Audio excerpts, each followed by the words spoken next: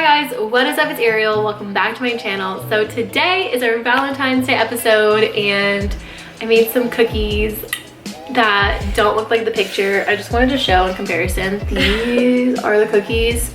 These are my cookies. This is my roommate Ashlynn. If you've watched my videos before, you already know who she is. For today's episode, we thought we would just sit down and just talk about boys, relationships, and just giving our advice and our experience from the past, I don't even know how long since I've been dating boys. 6 or 7 years? Like 7 years. 7 years of dating experience. You want a cookie? What is it supposed to be? They're supposed to be hearts. And they look like balloons. See? Like, don't they look like little balloons? Or no?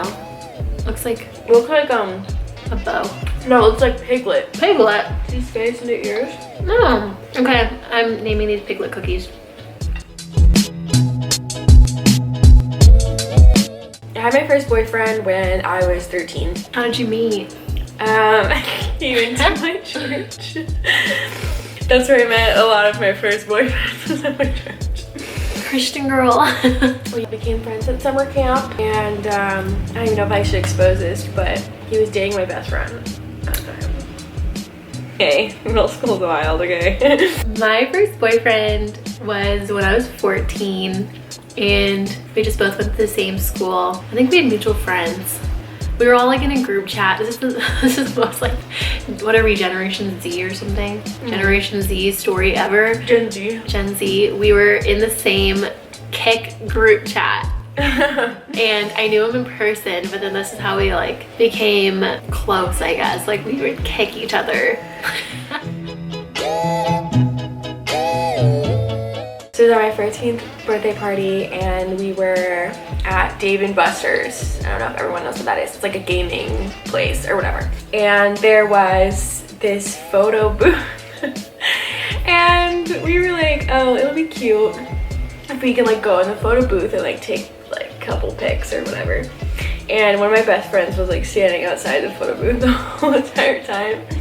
But we were in there and like they were taking photos and stuff, and I guess he just like randomly decided that like that was the moment, and he like turned and oh my god, and pointed at his lips and shrugged. And then were you guys like posing for the pictures? Were you like, yeah, like, waiting and he for was it like to take the picture, and he was like and then he like grabbed my face and kissed me, but he was a lot taller than me, and so I like fell over like in the photo booth and like fell out, and my friend was like, what are you doing? And then the photos came out. Do you still have them? I do, at home somewhere. We should find them. Why would I throw away that gold? And I didn't speak to him for the rest of my party because I ran away screaming. He probably was like, you probably scarred him. Like he probably hasn't kissed a girl since. I ran away screaming with all my friends in the bathroom. That's so bad. And we didn't come out for like... Literally, poor guy. He probably was so embarrassed. He was like, Mom. My first kiss was, I was 14 too. And it was at this park behind my house, I think, or a playground. And then he kissed me and it was just like, okay, like I don't know, it wasn't anything like terrible, but obviously it wasn't the best because I think it was his first kiss too. It was just awkward because like I knew before that he was gonna kiss me, and I was like, I don't know what to do. And it was just kind of like a little peck. It wasn't bad, it just wasn't good. It was just like okay. It wasn't a bad first kiss story though. I think mine, out of everyone's I've heard, is like not the worst.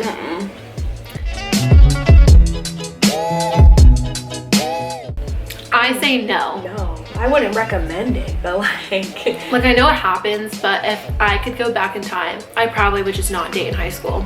But then I wouldn't know the lessons I know now. Yeah. But I feel like there's an easier way to learn them. But I just know my personality. Like I feel like I went through those things for a reason because I'm really stubborn. Yeah, exactly. And I need to experience it. Yeah. But like if I went back in time, like if me now got sent back, I wouldn't date. I would just be by myself. People like my little sister, like she isn't stubborn. People tell her things and she's like, good, like yeah, I will do that. Like me in high school, I wanted to do it myself. Like I don't know if I didn't believe people or what, but I was like, well, I want to know personally through all like the dating or like random relationships. I feel like that's why I am the way I am right now. Yeah. Like if I didn't, I feel like I'd still be that way. Yeah. But just in college, which I feel like is kind of worse. But no, I feel like being crazy in college is worse because then you're just like there's no one to stopping you. Exactly. If a guy like actually really likes you and he wants to be with you when you're in high school, literally just tell him like, okay, well, be my friend. And if he can't be your friend, not pull anything, not try anything, be respectful, then maybe date him, or like actually just talk about being in a relationship with him. You see red flags, don't ignore them. Always ask your friends, because I feel like your friends always know. You should ask at least, my mom always says 5 people what their opinion is on like the guy that you're interested in, because your friends don't have the little love goggles on and they'll be like, he's a snake, or they'll be like, this is shifty about him. Okay, but you have to ask the friends that are actually wise, mature, because I know girls will ask, you know, the crazy girls that are like, yeah, of course date him, because they want the approval. Well, I want them to be able to have fun, not like crazy fun, but like just like let loose every once in a while, not be like so serious. I definitely feel like I need someone that's like less crazy than me to like keep me in check. I'm more responsible with things, but like I want them to be able to like have fun and be weird and like do stupid stuff. I want them to be a very patient person. I guess one that's like important, I don't know if it's like on my top 3, but it's the only one that comes to my mind right now, is I really like when they're really kind to other people. Number 1, I really want him, I don't even know, this isn't ranked in any way. I guess these are just top 3 that are popping up in my mind right now. I think I'm really attracted to humility. Well, I only know a few guys who are kind of like quiet, like servant-hearted people. They're the type of people who will do something and no one will know about, and they just don't need like that affirmation about just serving or like loving people. And I think that's always like a really attractive characteristic, just to know that someone is like really humble and wants to serve people but doesn't have to get affirmation or attention from it. Because I think, like, honestly, just getting real here, I'm the type of personality that if I do something, I like to be recognized for it. So I just admire that in other people, that they don't really have that need, or even if they have that need, they just repress it and they're like, whatever, it's fine. I really want him to be like a disciplined person.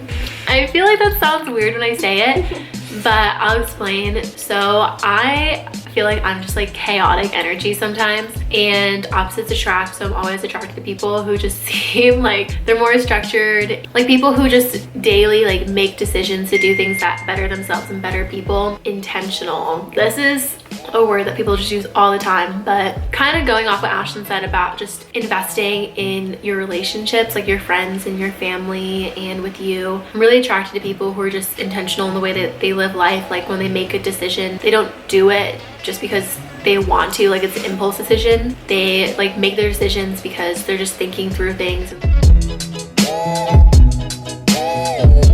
I guess the number 1 thing I learned is Ben Stewart came to our school this year, and this is on YouTube. You guys should listen to a series on, I think it's called Single, Dating, Engaged, Married, but I will have it linked down below. He just talked about how when you're in a healthy relationship, there's clarity, and I think that's something that's just been lacking from all my relationships that I've been in, is clarity. Because when I've been in past relationships, I've always just struggled with like insecurities and jealousy and comparison, because I never really knew where he was coming from, or whether or not he liked me, or whether or not, like, you know, we were dating to date, or we're just dating for fun, or if we were a thing or what. Like there was just a lack of clarity. And Ben Stewart was just saying, like, in a healthy relationship, there's going to be clarity from the guy, and he's going to be like, you know, I care so much about you that I want this to be clear to you so I don't hurt your heart, and we're both walking in the same direction. And then also too, like, if a guy likes you, he should be clear and he should tell you, like, I like you, I want to take you on a date. I guess kind of going with that, having higher expectations for myself.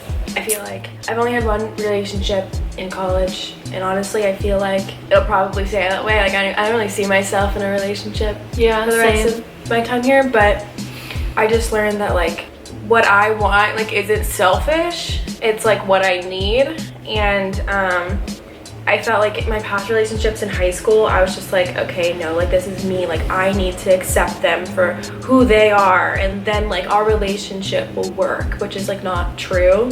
It's not like selfish to want better for yourself, and obviously not like perfect, because nobody can do that, but there are certain things that are very clear to me now in my mind that I want.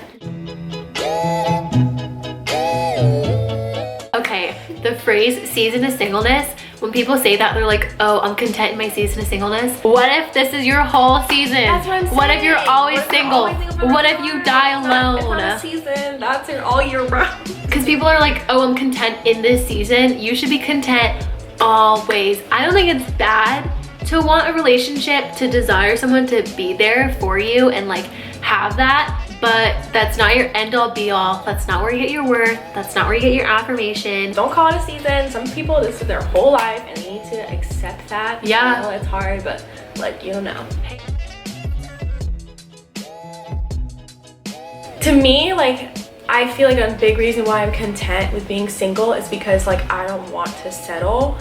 And so like even if I wasn't single, like I was in some random relationship, that wouldn't make me happy either. And I would know that, and it would end in like more heartbreak, and then would just like hurt worse than just being alone.